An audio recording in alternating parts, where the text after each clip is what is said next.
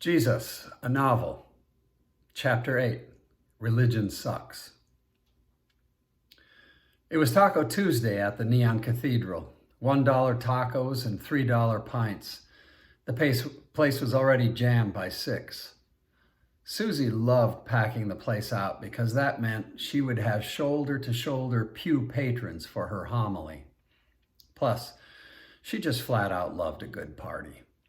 Nothing gave her joy like looking around the room and seeing people laughing and having a good time. Tuesday was the Sabbath at the Neon Cathedral, the night Suzy dropped a week's worth of wisdom, stirring the spiritual pot of her flock. She had spent a good deal of time prepping for this week's sermon. It was going to be a good one. The tribe was parked at its usual table. The Neon Cathedral was becoming ground zero for this group. I noticed that Jesus seemed more at home here than most other places. I'm not sure if it was because it was a judgment-free zone or the fact that these people were not trying to put on any airs. They were who they were, flaws and all, pretending to be nothing more. Not only did Jesus seem comfortable here, but the people at the cathedral appeared totally at ease with Jesus. They were beginning to adopt him as their new associate pastor, the yin to Suzy's yang. It was interesting to see him deliver a rebuttal to her homilies and see people's heads nodding as if to say, I see your side of this as well. And he always did it in such a way that it didn't feel like he was judging them or criticizing her. I noticed that even when he came down hard on a particular behavior, it always felt like he was condemning the behavior, never the person. Jesus legitimately loved these people. But then he seemed to love everyone. Well, some of the religious leaders, not so much. It was weird for me to witness the contrast in Jesus' approach with that of the religious elite. They seemed intent on delineating a holy hierarchy, a sort of spiritual flowchart where everyone could be evaluated and placed at a coordinate along the continuum. They wanted to know who was ahead of whom in God's eyes. And of course, they were God's eyes. Jesus, on the other hand, seemed completely uninterested in measuring stick religion. He seemed to clump all of humanity in the same box. Messed up, but loved. Needing forgiveness, but forgiveness at the ready. Needing an intravenous inoculation of a new kind of love, one that he alone had loaded into a needle and was willing to inject at the first whisper of desire. I was already noticing that since hanging around Jesus, his love IV was beginning to infiltrate my bloodstream. It was changing me, subtle but evident.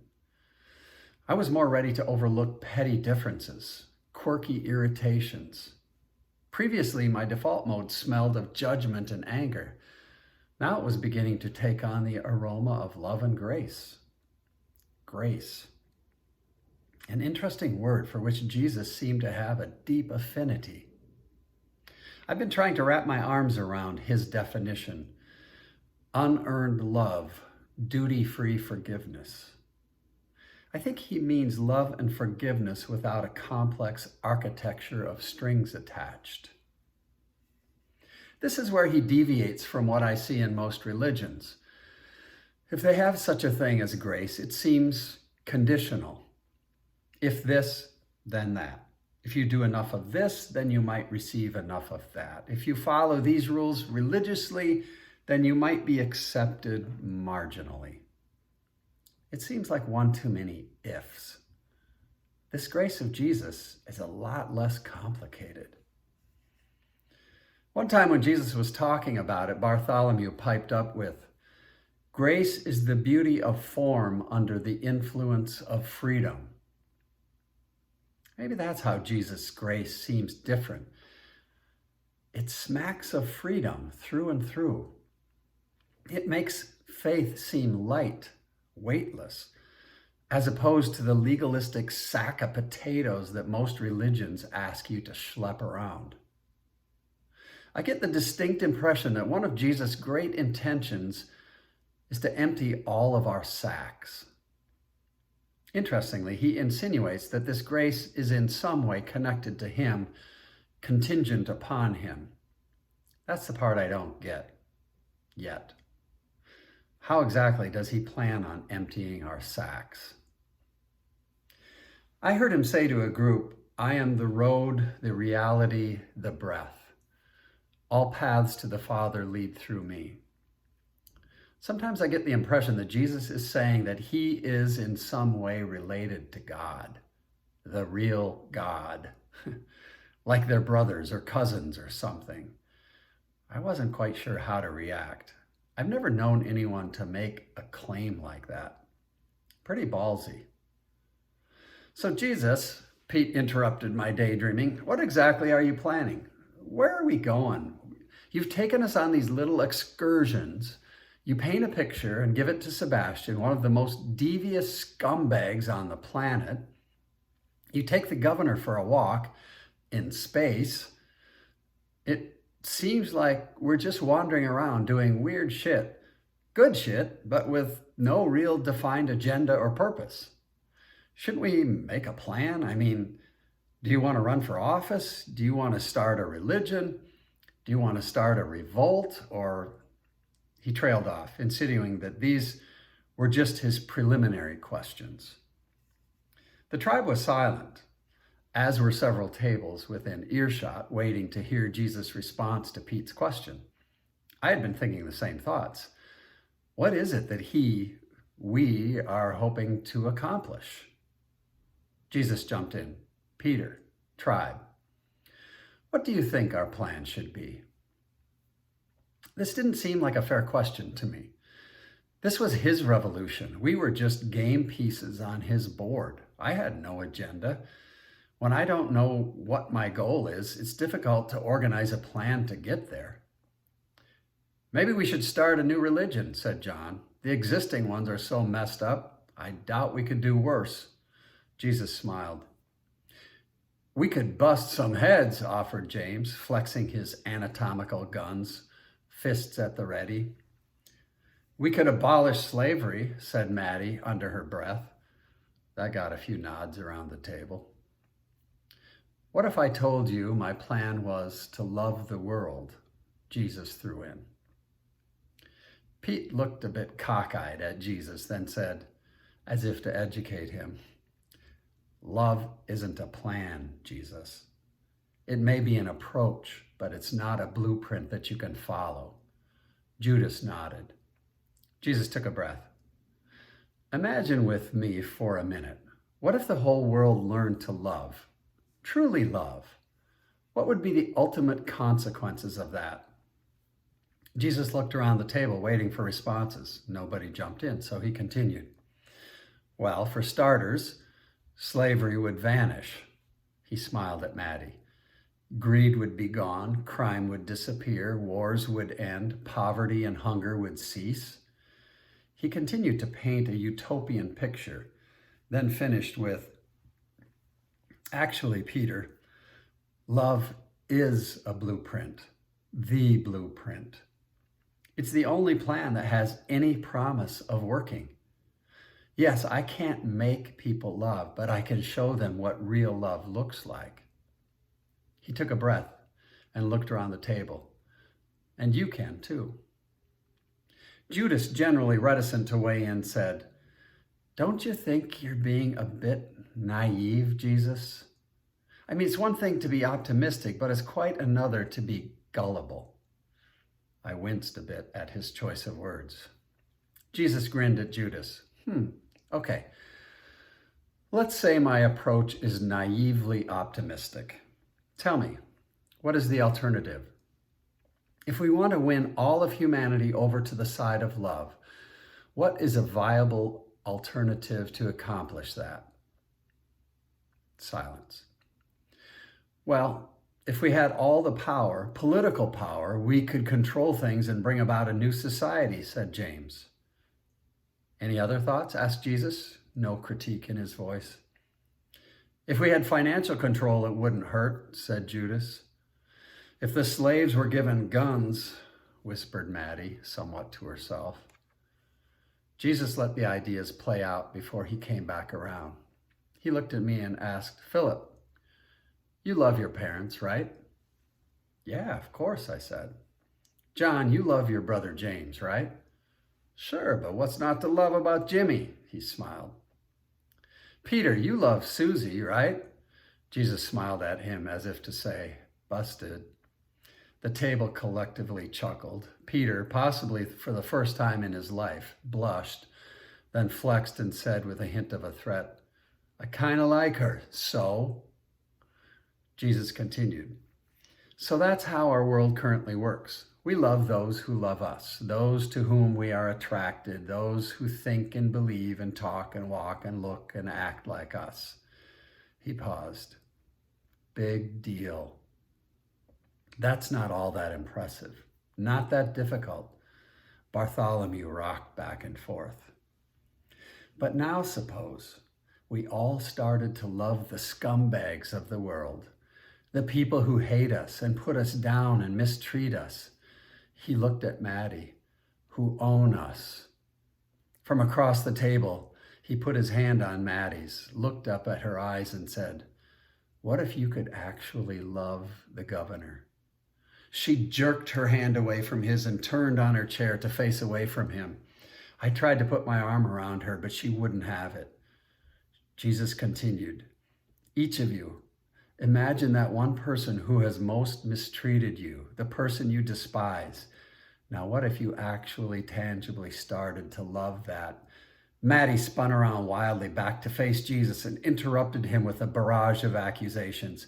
You have never been owned, Jesus. You have never had to do the horrible and demeaning things I have had to do. You have never had to touch and be touched by someone who makes your skin crawl.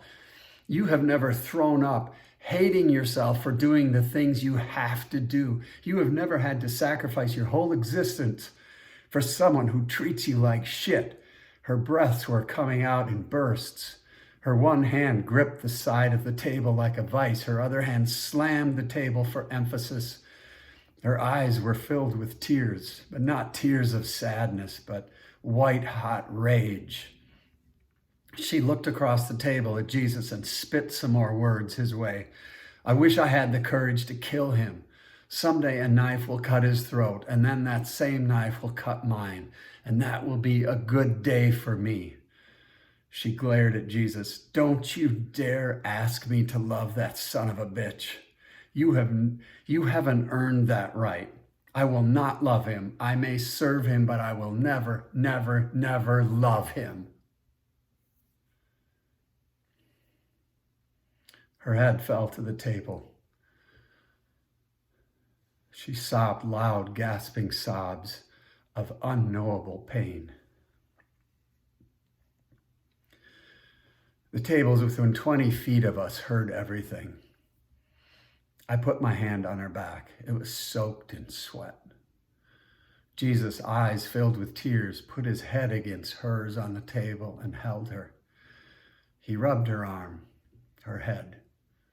They cried together, heads cheek to cheek on the table for a long time. He didn't really say anything except, I know. I have to admit, it crossed my mind that I should talk with James and come up with a plan to kill the governor. I know James would be with me in a heartbeat. Maybe Judas was right. Jesus is gullible, unrealistic. It's not human to love people like the governor.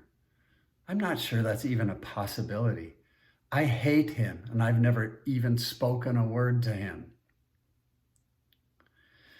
Jesus and Maddie were beginning to gather their emotions and pull together a bit. They sat up, Jesus now holding both of her hands across the table. She willingly clung on to his hands, almost as if he was transforming a modest amount of courage and love to her. He reached up and wiped a tear from her eye and then said, I know I'm asking a lot. I know what you have gone through, Maddie, and believe me, I ache for you. I know the governor has earned every ounce of your hatred.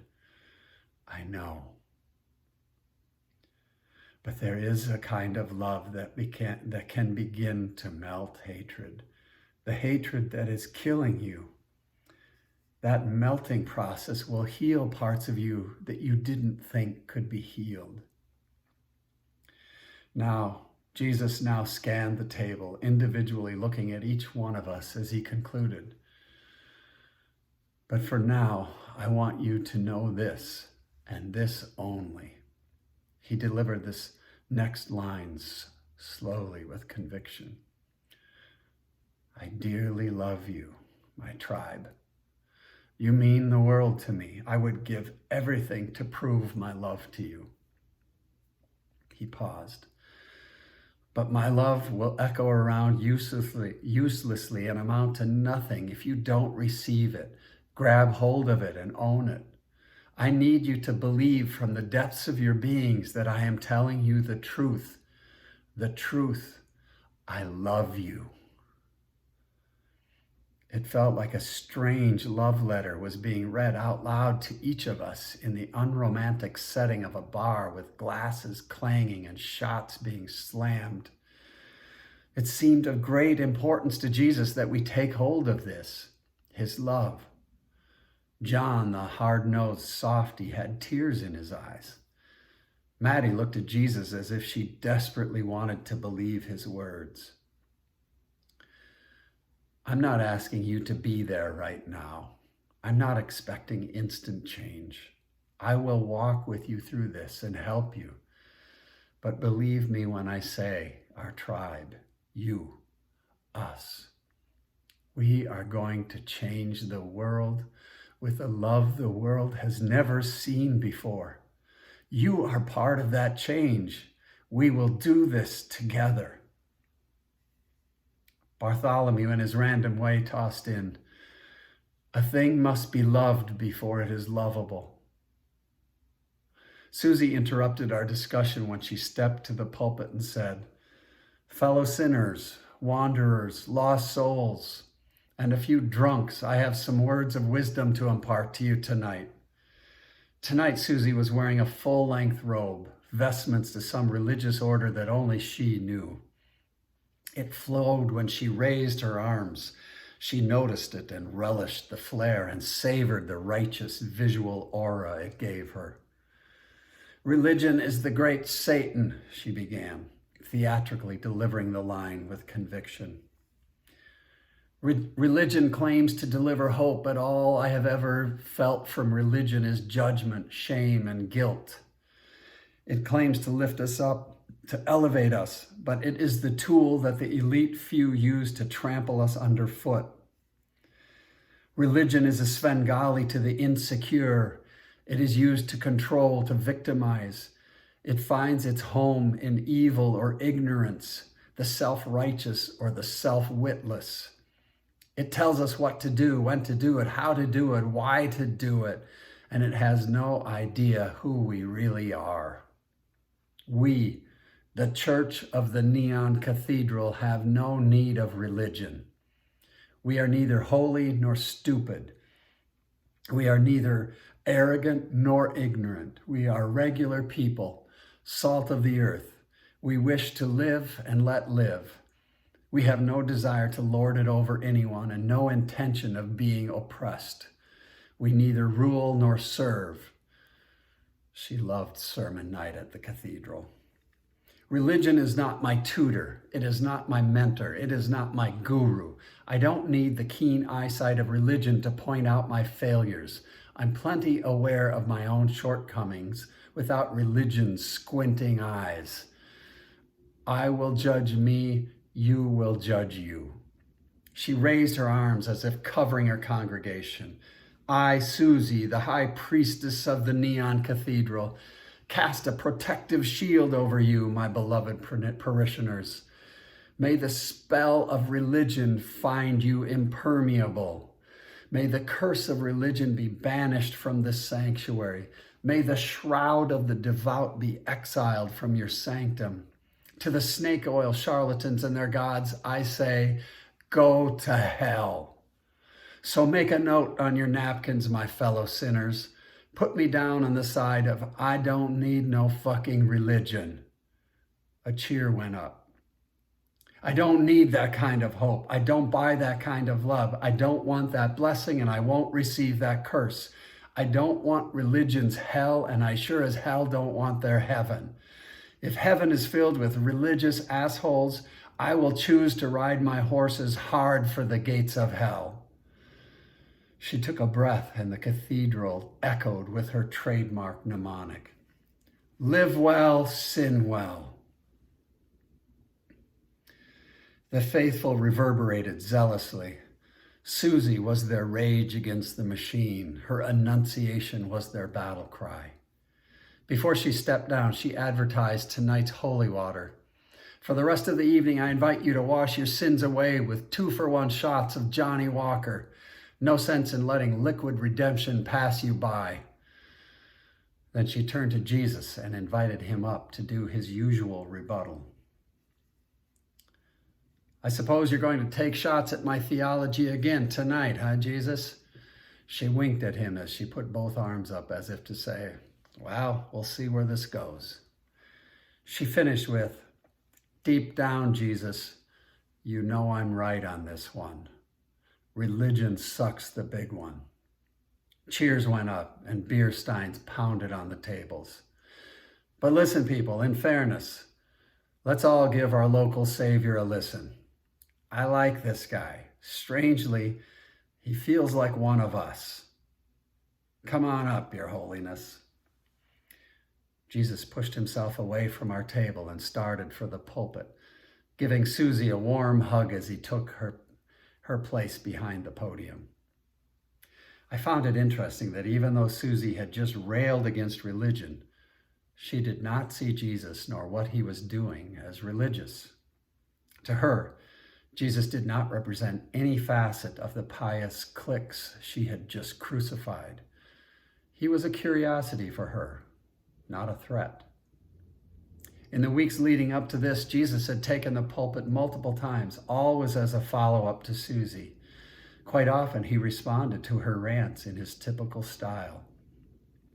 I'd like to tell you a story, he began. It was interesting how Jesus seemed intent on painting pictures of ideas and allowing us the honor of trying to figure out the meaning. Often, even when we asked him to explain his stories, he would refuse to give us a straight answer. To be honest, it was frustrating at times. Jesus continued, I'm not sure if you picked up on this, but Suzy is not a big fan of religion. The crowd laughed. Depending on how you define religion, I'm inclined to agree with her. Suzy applauded, feeling a wind coming on. However, let me tell you a story about a different kind of religion. Or should I say, a different kind of belief.